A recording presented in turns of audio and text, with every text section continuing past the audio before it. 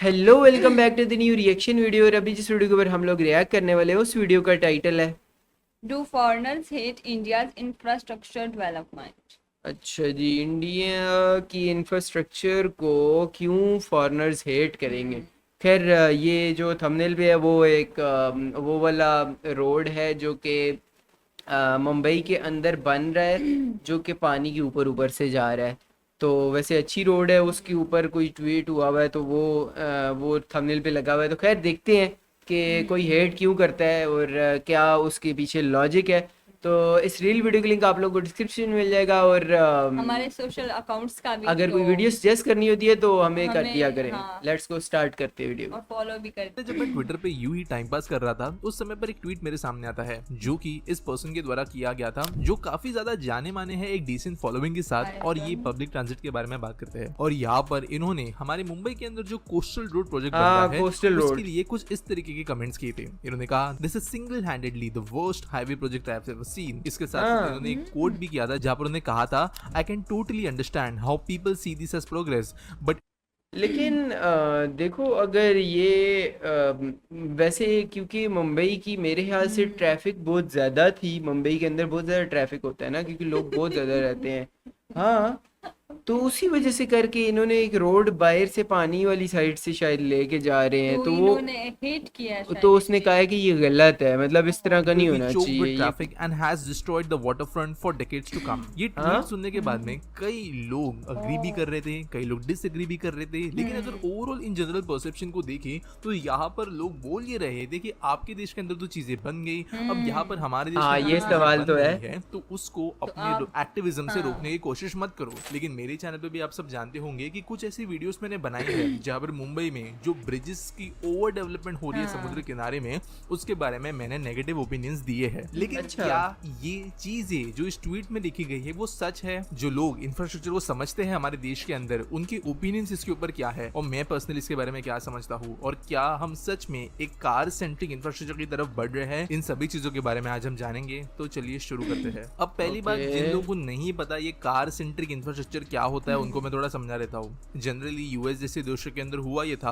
कि जब interstate highway projects बने उसके बाद में ये देखने मिला कि ज्यादा से ज्यादा लोगों को गाड़ियां खरीदनी पड़ती थी ताकि वो ट्रैवल कर सके। आज भी यूएस के अंदर 50-60 हजार पॉपुलेशन वाला कोई गांव है तो वहां पर बाय रोड के अलावा कोई और ऑप्शन है ही नहीं। और बाय रोड के मतलब मेरा ये भी नहीं कि बस वगैरह जाती होगी, वहां पे अपनी गाड़ी हो तो ही आप जा सकते हैं, ऐसी हाँ। कंडीशंस है। इसके कारण यूएसए में इंसानों से ज्यादा आज की डेट में कार्स एंड व्हीकल्स है, और ये ट्रैफिक जैम्स, पोल्यूशन, लोगों के अंदर गाड़ी चलाते वक्त आने वाला स्ट्रेस, ऐसी कई चीजों के लिए जिम्मेदार है और सिटीज को चोकअप कर चुका है। एक साथ साथ इसकी वजह से फिनोमेनन स्टडी किया गया है जिसे कहते हैं इंड्यूस्ड ट्रैफिक डिमांड। अब इसका मतलब क्या है? बेसिकली ये लिखा गया है मल्टीपल स्टडीज के अंदर कि जब कोई रोड प्रोजेक्ट कॉन्जेस्ट होने लगता है ट्रैफिक की वजह से, और तब वहां पे नया रोड बनता है जो लोगों को ट्रैफिक कंजेशन से राहत दिला सके, तो उस समय पर एक्चुअल में ट्रैफिक कुछ समय के लिए कम तो होता है क्योंकि नए ब्रांड न्यू रोड्स बने हैं। लेकिन इस रोड के अंदर हुए कम ट्रैफिक को देखते हुए और ज्यादा लोग रोड्स का इस्तेमाल करना शुरू करते हैं, और 3 से 4 साल के अंदर रोड वापस कंजेस्ट हो जाते हैं। और वही ये रोड वैसे। साल दर साल अलग अलग स्टडीज अलग अलग प्रोजेक्ट्स में किया गया है, और ये प्रूवन है कि बहुत ज्यादा रोड्स भी अगर हम बना दे तो भी ट्रैफिक कभी भी कम नहीं होने वाला है। और इसीलिए आज के डेट में दुनिया के कई शहरों के अंदर ऐसा किया जा रहा है कि जो ये रोड प्रोजेक्ट्स है उनको इनफैक्ट कम किया जा रहा है, हटाया जा रहा है, और इसके बदले में अच्छे क्वालिटी के पब्लिक ट्रांसपोर्टेशन प्रोजेक्ट्स को लगाया ये जा चीज अगर अगर पब्लिक ट्रांसपोर्टेशन हो गवर्नमेंट की तरफ से, तो लोग अपनी जो व्हीकल्स होती हैं उनका यूज कम से कम करें करेंगे। और रोड्स की जरूरत भी कम पड़ेगी। जाहिर सी बात है, पब्लिक ट्रांसपोर्ट ज्यादा इजी टू यूज होता है। रहा है, और इसीलिए कहा जाता है कि रोड प्रोजेक्ट्स एक्चुअल में लोगों को ज्यादा फायदा दिलाते नहीं है, और इसके लिए इन प्रोजेक्ट्स को बुरा माना जाता है। तो क्या ये बात सच है? थोड़े ओपिनियंस को समझते हैं। हमारा एक ग्रुप है जहाँ पर लोग बेसिकली इंफ्रा को बहुत ज्यादा क्लोजली फॉलो करते हैं, और यहाँ के कुछ ओपिनियंस के बारे में मैं आपको बताता हूँ। यहाँ पे संबित नायक कहते हैं, New York city has the most extensive public transport but still it has massive road infra. Some micro minority of rail fans are against roads. I don't understand why everything is needed. दूसरा एक और opinion दिया गया है अर्जुन मोहन के द्वारा। इन्होंने कहा है, these are not even basic roads that are necessary in what's ample road mileage of high quality. These are just highways for cars and bike owners. People on old roads continue to suffer inadequate low quality roads. Basic will mean the regular roads in your ward, your suburb, city block, concrete for major roads, decent asphalt for minor and crossing roads, well paved footpaths and paved roads. signals at busy areas, and skywalks, subways to cross over wider roads such as life-threatening BKC road at BKC entry. Not these freeways, ceilings, coastal roads and 18 kilometre over water roads. इसी के साथ similar opinions है कि Manhattan के अंदर भी 4 road bridges है, 2 road tunnels है, और ये भी कि हमें प्रोपोर्शनली प्लानिंग देखने नहीं मिल रही है मेट्रो, सबर्बन, इंटरसिटी रेलवे के अंदर, और internal roads and walking infrastructure भी अच्छा नहीं है, जबकि ये फ्रीवेज बहुत अच्छी क्वालिटी के बन रहे हैं। तो क्या यहाँ पे समझना जरूरी है, वो जरा बात करते हैं। मैं ये मानता हूँ कि देश के शहरों के अंदर जो रोड इंफ्रा है वो इनएडिक्वेट है बेसिक लेवल पर भी, और जब तक बेसिक लेवल की चीजें फुलफिल नहीं होती तब तक हम बहुत ज्यादा अर्बन फ्रीवेज, या फिर अगर कहे तो ये जो इंड्यूस डिमांड वाला कॉन्सेप्ट है उसके बारे में बात नहीं कर सकते। रोड्स कितना भी बनाओ, कंजेशन होने ही वाला है,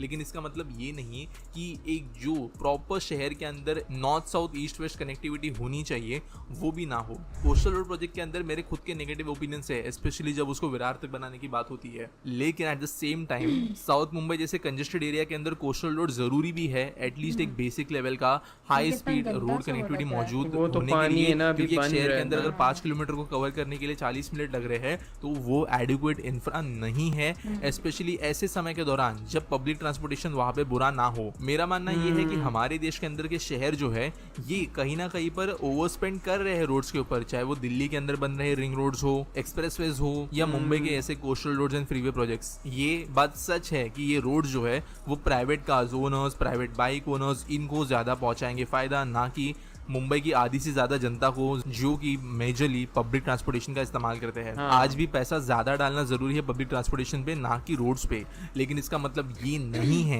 कि रोड्स नहीं बनने चाहिए, क्योंकि हमारे देश को वो कहीं ना कहीं फाउंडेशन इंफ्रा की नीड है। हमारे दोस्तों के ओपिनियंस के अंदर जो बातें हाईलाइट की गई है कि जो इंटरनल रोड्स है, फुटपाथ्स है, प्रॉपर मीडियंस है, रोड कामिंग वाली टेक्निक्स है, वो सब चीजें बहुत जरूरी है आज के देश के अंदर इंटरनल सिटी रोड्स को ठीक करने के लिए, और उसके ऊपर एक्चुअल में काम होता हुआ नजर आ नहीं आता। और ये बात सच है कि बिग टिकट प्रोजेक्ट्स तो वर्ल्ड क्लास बन जाते हैं, लेकिन बेसिक लेवल इंफ्रा यहाँ पर हमारे यहाँ पे अभी भी बहुत ज्यादा नीचे के लेवल का है, और इसलिए दोनों चीजों पे ध्यान देना जरूरी है। साथ साथ जो पहले ट्वीट मैंने मेंशन किया उसके अंदर ये कुछ दिक्कतें मैं बता देता हूँ। पहली बात ये कि जिन्होंने ट्वीट किया है उनको पता नहीं है कि मुंबई के अंदर प्रॉब्लम्स क्या क्या है, तो यहाँ पे डायरेक्टली कमेंट करना सही नहीं था। दूसरी बात ये कि यहाँ पर इन्होंने कहा है कि जो वाटर फ्रंट एक्सेस है वो आने वाले डेकेड्स के लिए खत्म हो जाएगा, तो ये बात सच नहीं है।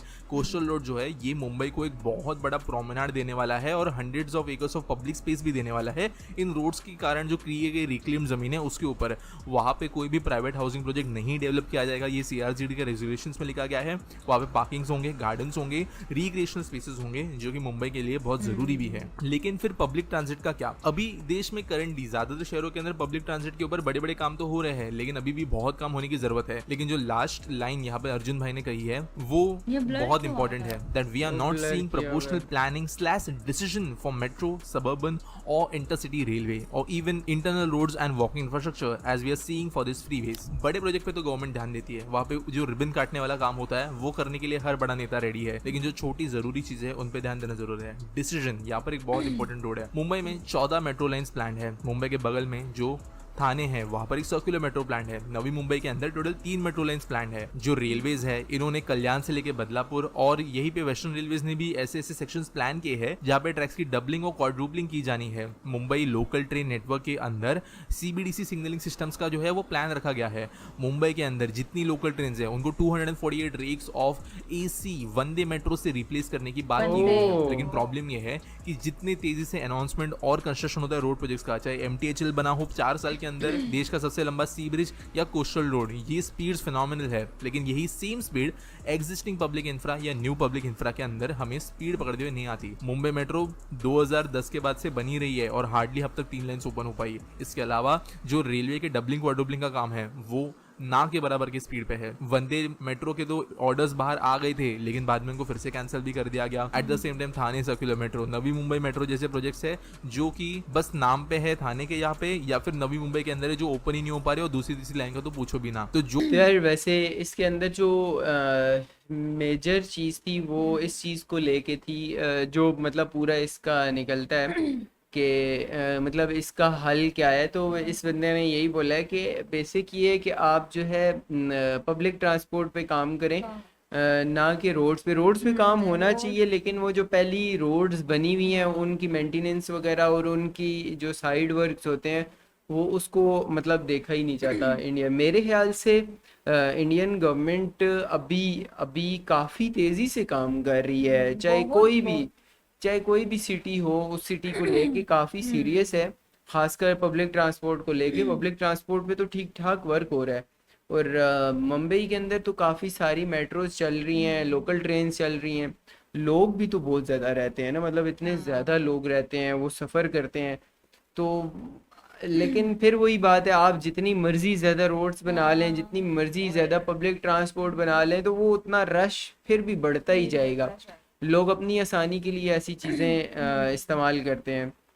खैर, इसके अंदर जो ओपिनियंस थे वो तो इनके थे। आप लोगों का क्या ओपिनियन है इस चीज़ से रिलेटेड कि ज़्यादा रोड्स होनी चाहिए या ज़्यादा पब्लिक ट्रांसपोर्ट होनी चाहिए दोनों इंडिया? मेरे ख्याल से तो दोनों चीजें होनी चाहिए, क्योंकि रोड्स होगी तो ट्रांसपोर्ट। नहीं नहीं, पब्लिक ट्रांसपोर्ट आप उसके लिए कम रोड चाहिए होती है, हाँ कम रोड चाहिए होती है या कम जगह चाहिए होती है, क्योंकि हाँ। आपको एक ही बस या एक ही ट्रेन एक ही लेन में चलानी होती है। उसके लिए वो आपको डिफरेंट डिफरेंट लेन्स और हाँ डिफरेंट डिफरेंट मतलब इतनी चौड़ी रोडें और सारा कुछ करना हाँ, पड़ता है, तो वो लेकिन थोड़ा। हाँ ये भी है वैसे, चले। खैर, आप लोगों का क्या ओपिनियन है इससे रिलेटेड लाजिम कमेंट सेक्शन के अंदर बताना है। हम लोग मिलते हैं एक और वीडियो के साथ, तब तक के लिए अल्लाह बाय हाफिज। बाय।